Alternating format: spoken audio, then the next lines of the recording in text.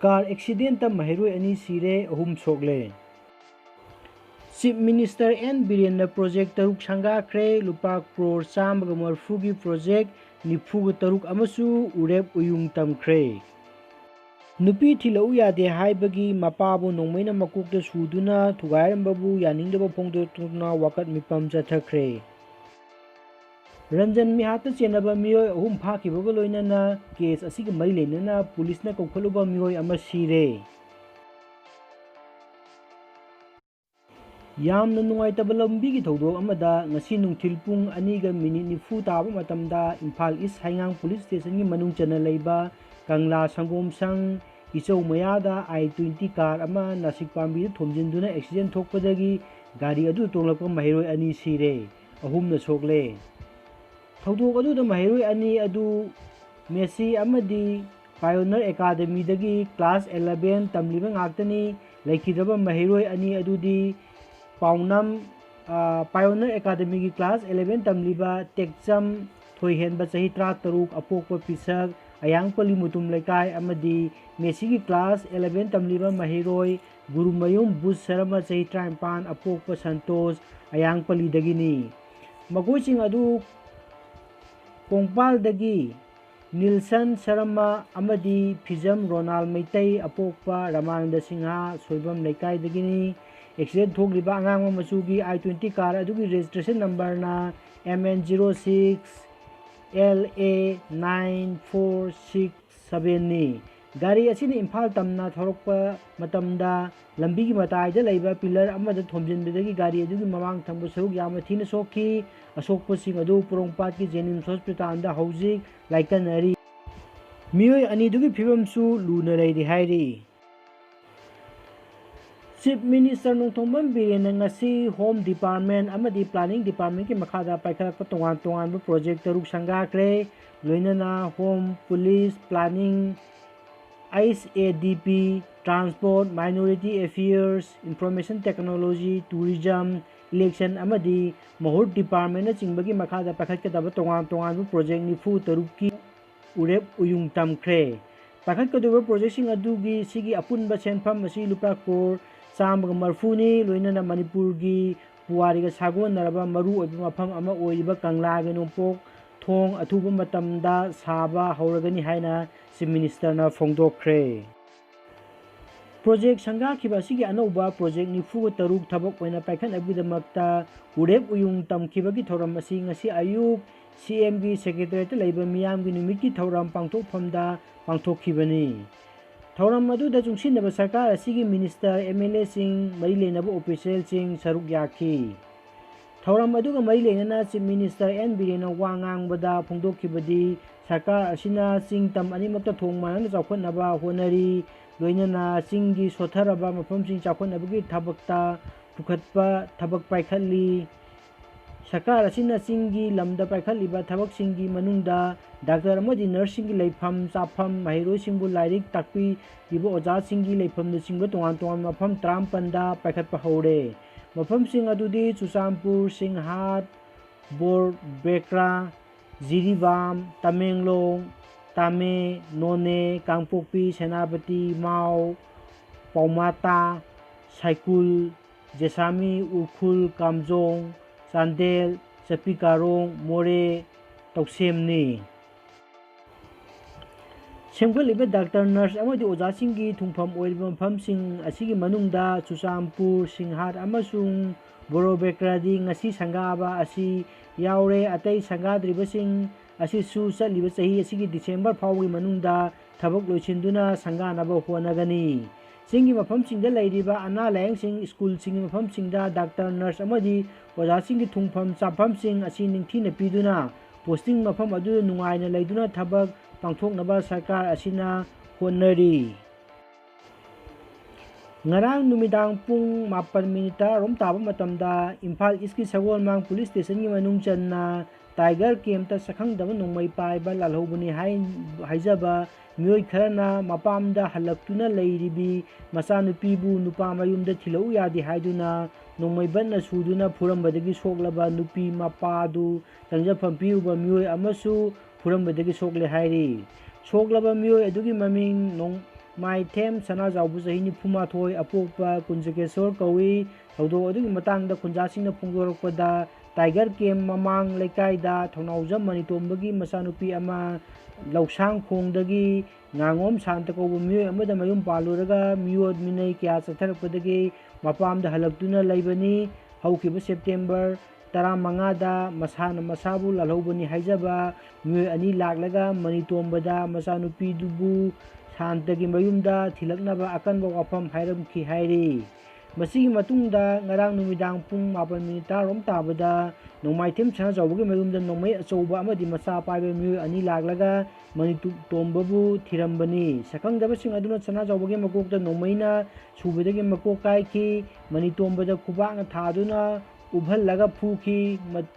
Matamduda Leikaigi Atopa Miyoi Kharana Sanajaubugi Mayumda Sanglakpadagi Miyosing adu Nomai round Khara Beng Phayar Toromlaga Chenkibani Hairi Numai Paiba Sakangdaba Miyoi Ani adu Chatharamba Thong adu Yaninda Phongdoktuna Tiger Camp Village Development Committee Social Development amadi Maira Paibi Lupna Sinduna ngasi Tiger Camp Community Hall da Wakan Mifam Phamkhre Wakan Mifam adu da saruk yakiba thodo adu da chenabasing pharaga ain gi oiba sairak pibiu haina dabi tauki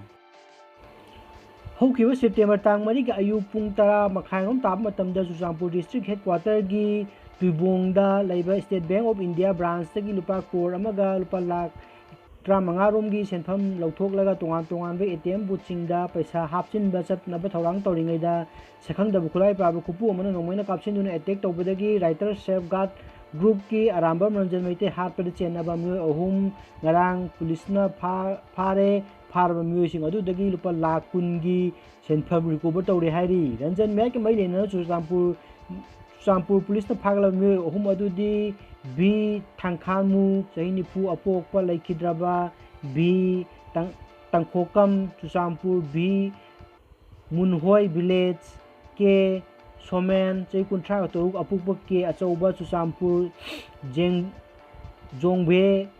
Khuga Tampak amadi Bamol Kampudagi Kongkham Brojen Chahi Nifu Apokpa K Sahen Kawi Hairi Churachandpur police na makhata na Tijin Humjin Beda Parba Miyoi ahum asi ngasidagi chahi 5 rongi mamangdagi ATM boothingda selokpa kesingda chenai haibasu khangba ngamle hairi Nakal amaromda hairibu thodok asida chenabani haiba miyoi ama pulisna machine hangnaba kaukhaluraba writer safeguard ki employee ama ngarang nungthil pung 3 rom tabada mayumdagi irujabam kada siduna leiramle imungi miyoi singna kaubada tamalaktabadagi irujafam Kage thong kaukhaido yenglubada mayada konggon kaduna sidun leirambani hairi Laikhidraba asigi maming Huidrom Ranjit Chahi 35 apokpa Laikhidraba Rajen Kawi Laifam Khunau Mayai Lekai dagini hairi COVID-19 maram oiraga sibigi sang nongmagi hengalaptuna hojik phawbada laina asina sikiba migi masing 52 sure COVID-19 positive oiba migi masing hengalappasu leptri phabgi sangsu wangkhalagli Marak sida COVID-19 laisena maram oiraga ngarang numidang pung 10 makhairom taba matamda Jennings Hospital da miyoi ama laikhidre maha ngarang Siju Hospital dagi numidang pung 4 makhairom taba matamda refer torakibani hairi laikhidre ba miyoi adudi lamkhai kuki kawi Chahi 7 rom sure Churachandpur tungboi dagi ni hairi hojik phawbada mahak ka tharaga Manipur COVID-19 na sikibasing migi masing 52 sukre Serak asida Manipur laingakna unlock mari chanaba horakpadagi miyamna mapan thokpagi sang wangkhalakpana COVID-19 positive oiba migi masingsu hengalakpagi yabagi phibamda leiri COVID-19 ngakthonogidmakta miyamna mapan thokpa chathokpa matamda face mask amadi hand sanitizer toina sinagadabani hairabasu madubu thausadabagi mami uwa phangli masina maram oiraga Manipurda paktakna COVID-19 laina laisa chandorokadra haina mi paibasu mipum khudingmaki thamoida leitaba nate laikai ayamba containment zone lauthoktaba mafam ei leraktrabani hauji COVID-19 case asi India gi oina 93 thengnabada 1,153 sire apunba kesna lakh 52 henkre Union Health Minister Dr. Harshvardhan haikre COVID-19 vaccine mathang chahi anganbada leibak asigi miyamda phangalagani leibak asina puthoknaba sem sariba vaccine ahum ahanba phase gi clinical trial advance oikre anisuba ande ahum suba phase gi trial chathari vaccine ase mathang chahi haibadi 2021 gi anganbada leibak asigi miyamna phanganaba thorang tawre masigi ahanba phase gi clinical trial da mapung phaba support kya phangle अनिसुबा अमदी अहुमसुबा trial लोर मतुंददी लेबाग असिना हाइरिबा vaccine असि लेबाग मियामदा खुदकते यौहलगनी हाइखी अमरोंदा मालेमगी लेबाग क्याना vaccine पुथोकनबा चंगसिलिबा स्टेपता भारतना advance ओइरिबसिबु थागतपा लोइनना भारतना पुथोकजरो vaccine असिगिदमक अतै लेबाग क्याना मसिबु लैननबा हाइरकपा लैख्रे हाइनसु एजेंसी पावरसिना हाइरी सेप्टेम्बर कुमाथोय मणिपुर पुंबदा अथिंग थमले NRFM लालिबा सेप्टेम्बर तांग कुमाथोय मणिपुर मियामगी मिहुसिंदुना मणिपुर पुंबदा NRFM ना अथिंग थमदुना नुमित असिबु सिंगनरी मणिपुर निंगतंबा मांगखिबाबु मसी सोयदना हंजनगदबनी हाइरी सेप्टेम्बर कुमाथोय 1949 दा India government शिलोंगदा Ningthou Budhachandra Manipur India दा मर्जर तौरे हाइबगी ट्रीटी वारोल करीनो मणिपुर मियाम नत्रगा लाल होबा थोगलबदी हाकिनी हाइबगी यानबा वारोल यावब्रा एग्रीमेंट अदु कनागे अपामदा सेमबनो अमदी इंडिया मिहुत नत्रगा मणिपुर मिहुत पुंबना यानदुना सेमख्रिबरा शिलोंग मर्जर एग्रीमेंट लौद्रिङैदा मणिपुर करमना लई हाइबा इंडिया गवर्नमेंट पाउखुम पीगदबनी एग्रीमेंट ट्रीटी असिदा असि पामद्रबदी हंदोकपा याय चनहंदबा याय कदिगुंबा इनखिबा यावनखिबा एग्रीमेंट अमा चहीगी पनखै लैतना चनगदबनी हाइबा मियोइबा खुनाइदा ममांगदा यावखिदे तुंगदसु यावरकलोय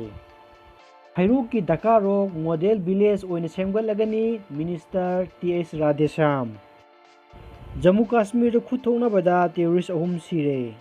union minister Nitin Gadkari positive ओइरे मणिपुर हाई कोर्ट की नॉर्मल सिटिंग फमलोय